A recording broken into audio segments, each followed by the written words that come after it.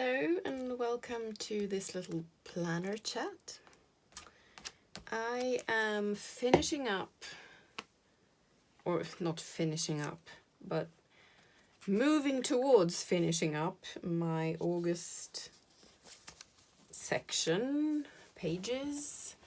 So I'm covering up some of my messy planning because that's what I do. I plan messily and then I just cover it up as if it never was, which is my way of handling both that I want a pretty planner and that I am a messy person or a messy planner. I can't think within boxes, so you know, I love those pretty spreads, but I wait until I'm done with spreads before I make them pretty. Okay, so this is supposed to signify, actually this came in an envelope. It's well, they were making, it was an ad for something and they wanted money from us. I don't remember who they were. Some kind of charity, I think. And they sent 3 postcards in the envelope. So I thought this one was nice and it reminds me a little bit about our cabin. So that's why I glued it on the cabin spread. And one long-term plan, dream project is to build a jetty there. So it also functions as a, I don't know, goal image or something. Yeah. All right. So what do I want to talk about? This is my YouTube list with my social media tab. Oh yes, just a small tip. This is a video full of small tips. On your weekly, if you have the room, you can write foodstuffs that need to get eaten. Like if you notice that the milk is going bad in a few days, or we took out this container from the freezer, we don't know what it is, but we should eat it. So you can write those things on the weekly. So not on a specific day, because that would be, you know, too time specific. But on a weekly, I mean, if you do take something out of the freezer, you should eat it before the week is through. So it's the proper kind of time period for that kind of thing. And what else? Yes, well, simple, but if you, like, and in this setup, I have made my monthly booklets in advance. So here I've got, no, wait. Here I've got September, the calendar and stuff, and I've counted out 10 pages for project spreads. So I haven't given myself any more than that. Same thing in October, first the booklet, and then 10 pages of project spreads. So, of course, it's impossible to know beforehand how many spreads you'll need, but you can always use Post-its and tape in just scrap paper. So if you want to, for example, this list or this page is soon finished. So when I've written all over this page, I will still keep the tab here. I will still use this page for YouTube ideas in August, but I will put a big old Post-it on top of this and continue writing. Or if I want to cover the whole page, I can use washi to do that. So I keep some scrap paper in my pocket, and I used to have my washi in there, but now I found this at a second-hand store, so I have my washi on a ruler in this pocket, because I always bring my pen pouch with me as well, so it fit better here. So you can washi tape your scrap paper onto the page and just continue writing. What else? Okay, I'm gonna cross that out. Oh, another thing, yes. Some while ago, I read somewhere, and I'm sorry, I don't remember where, but that sometimes, you know, washi, when it's old, it gets old. It has a best before date.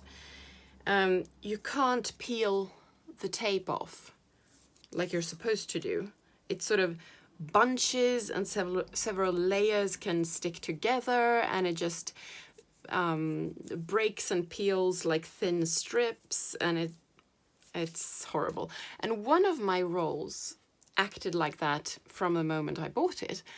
And yesterday I tried this tip that I've read about. You put it in the microwave, and I put it there for 7 seconds on full blast, and it was as good as new. I'm amazed. It worked. I don't know if you have to do it several times, that it, you know, maybe it gets bad again and you have to microwave it every time you want to use it, but it's better than throwing it away.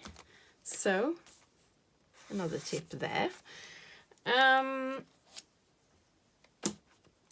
Another thing I wanted to talk about is the clutter bag. I made a clutter bag, or a declutter bag, I don't know which name to use for it, that I'm going to use when I tidy rooms. You know, when I pick things up that aren't supposed to be there, I put it in the clutter bag and bring it with me.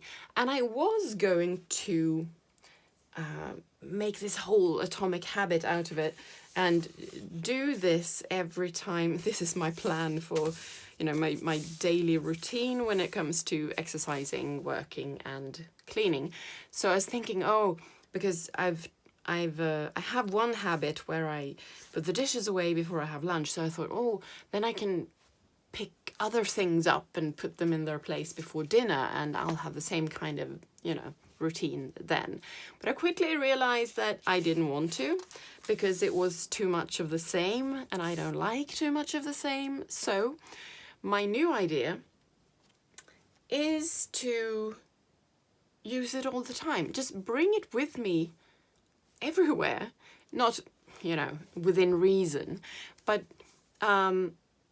if, for example, I go upstairs to my office to work, I bring the clutter bag, and when I go down to, you know, make some tea or something, get something I forgot, I take a quick look around the room, and if there's anything here that doesn't belong, I put it in a clutter bag and bring it with me.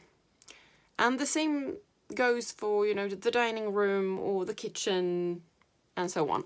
And sometimes I know exactly where that thing goes. So I just bring the clutter bag with me and go to the bathroom because it was, you know, a deodorant or something.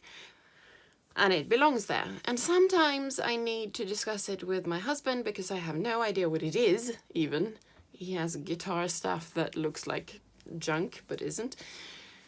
And then I thought, you know, I can bring the bag with me when we have dinner, and afterwards we can just go through the bag every day.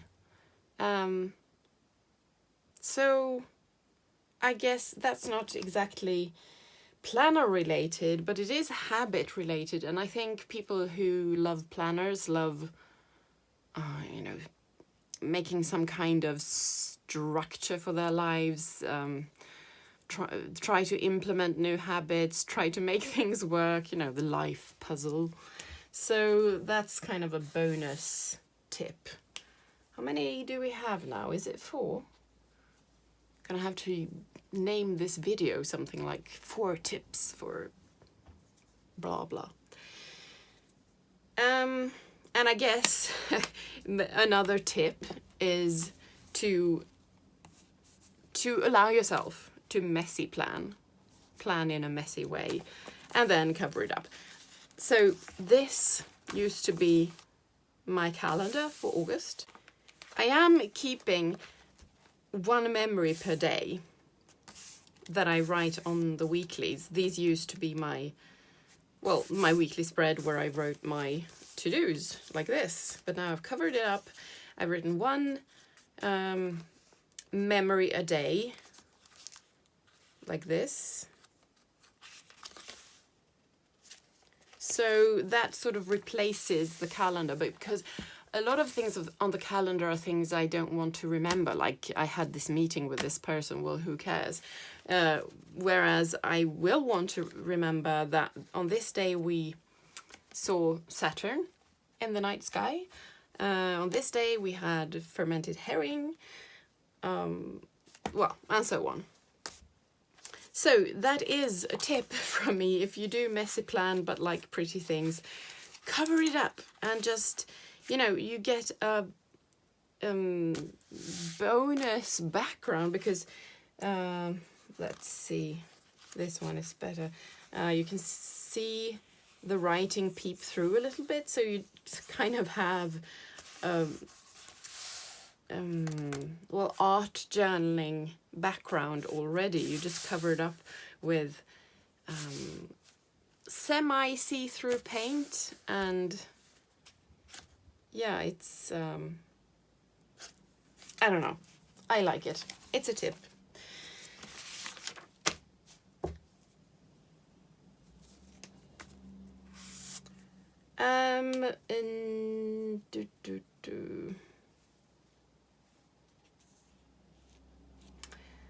Next tip, I guess, because I'm going to change things up for September. I have my next action spreads here, and this is my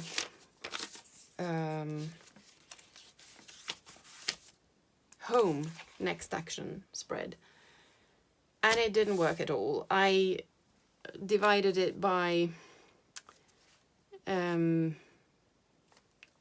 and telephone, fixing things, errands in the village and errands in town, and it's just, most of these things are not time specific. I'm an idiot. I've been doing GTD for 10 years and I still write time specific things where they don't belong. So I don't need to do these things before August is finished. So next month in September, this will be my next action spread for home. I'm going to do the same thing as for work. I'm going to put the weeks like this, like I've done here, but I've covered half of it up because I'm, as I said, covering things up. So I'm going to put the weeks like this and write things I actually really need to do. You know, I'm sounding a bit pissed off now because I'm being stern with myself.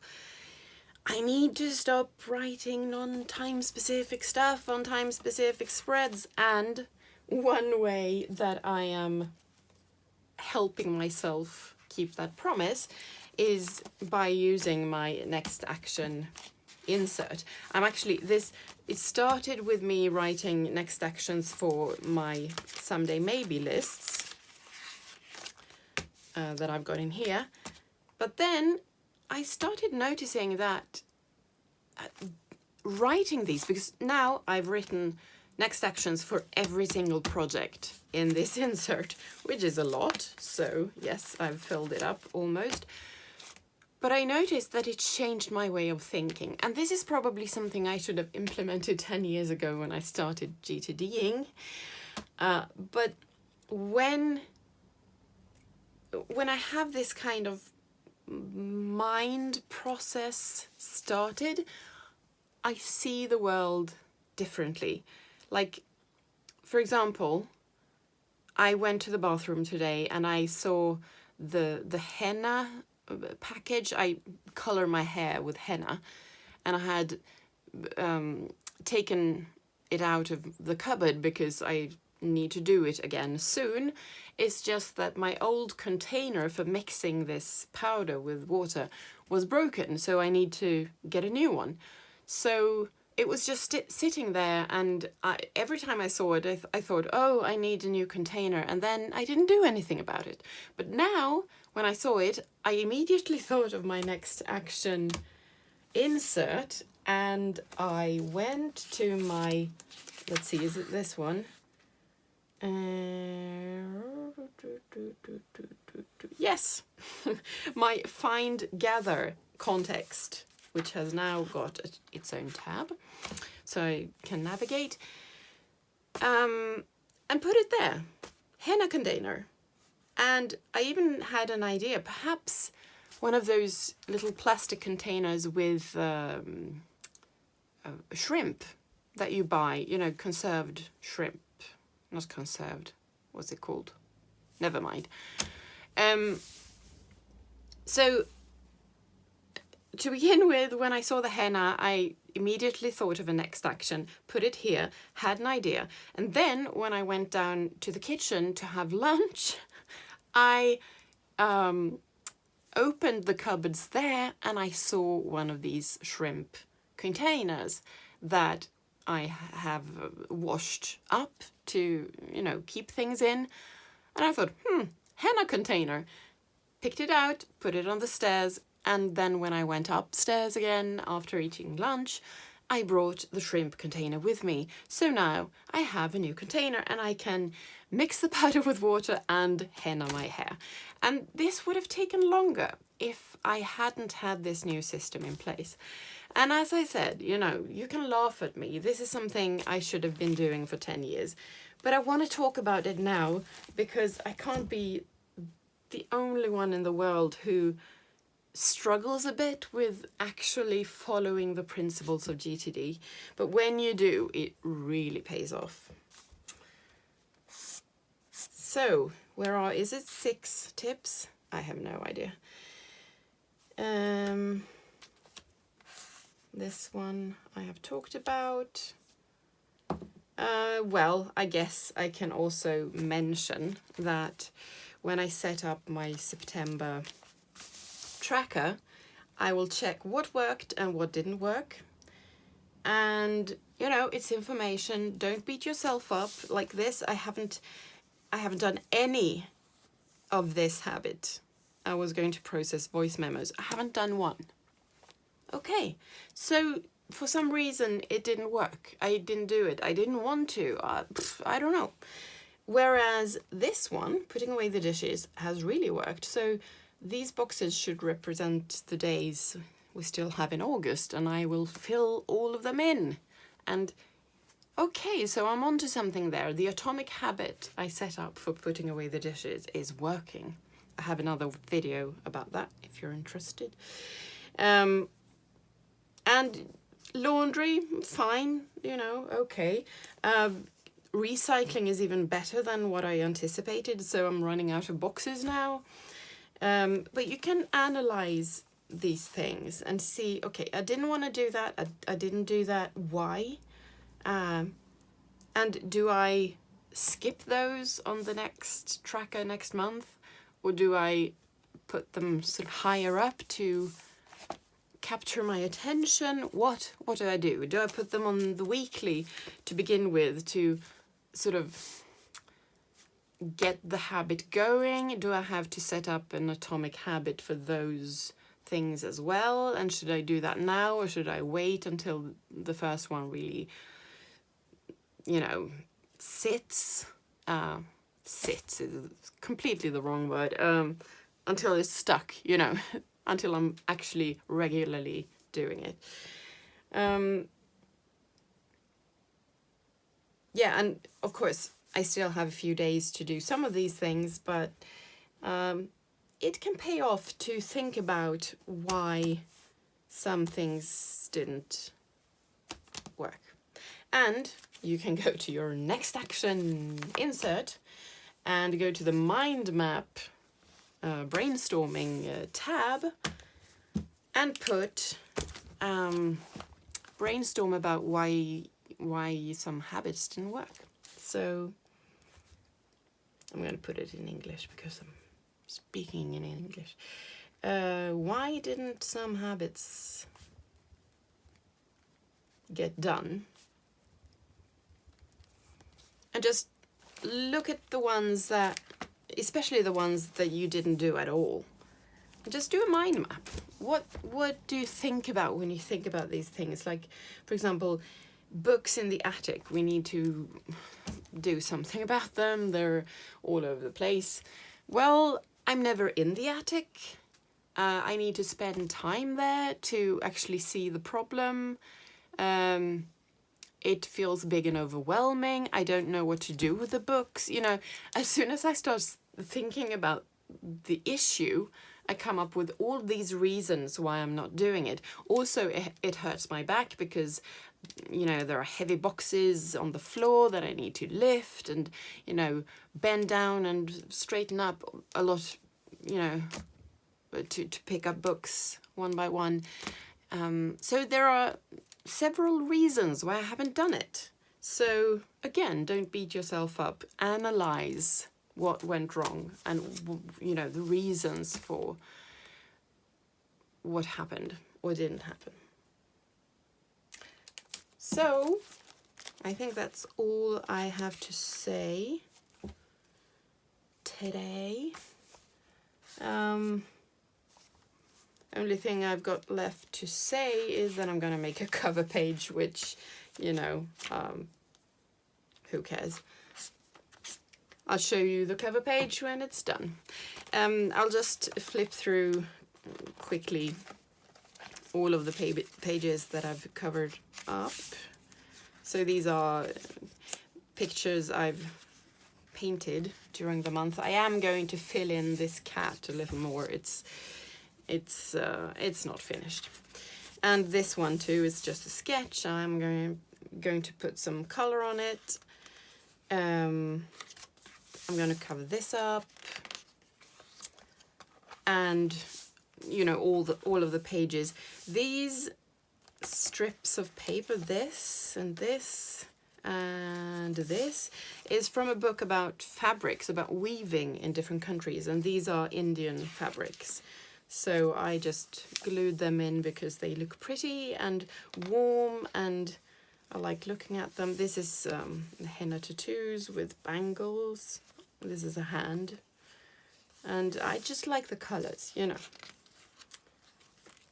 And this is a wine we drank, and I thought the box was so pretty that I cut out the glass and the name. And I have been drinking a little more wine than usual in August because it's been so not cold, sorry, but it's been rainy, so it's just felt a little bit autumny, and well, it's nice and cozy to drink wine. This one I've covered up. I'm going to glue this down when I've used this page. It's from a book about seafaring, I think. Faring? Oh, I don't know. And this one is, it's a paper pack, design paper. It's called Storytelling. It's oriental patterns. And I didn't buy it new. I bought it on like eBay, but for Swedes. So I'm not really that into design paper because it doesn't inspire me that much. I'd much rather like find these patterns in secondhand books. It's more like a treasure hunt. When you buy paper that's ready-made, it's like, well, you've done all the work for me. It's not as fun. But I was curious about this paper, so when I saw it in used condition, I bought it. And it was, I mean, it's fine. I'm not super thrilled, but it's not ugly. Okay, I'm gonna cover this up as well and put some kind of strip here. And well, when I'm done with these pages, I'm going to cover them up as well. But I am going to let myself do that over time. I'm not, you know, it's so easy to make it a chore. This thing that you have as a hobby, something to help you relax and have fun and just let your mind wander. It's so easy to fall into the trap, I think, especially since I record these videos and post them, to sort of produce. You have to do more and more and more, and it's too long since I posted something or painted something. Well, again, who cares? Just, it's your hobby. It should be fun, it should be relaxing. And if you don't want to paint, just wait, because the want will come back.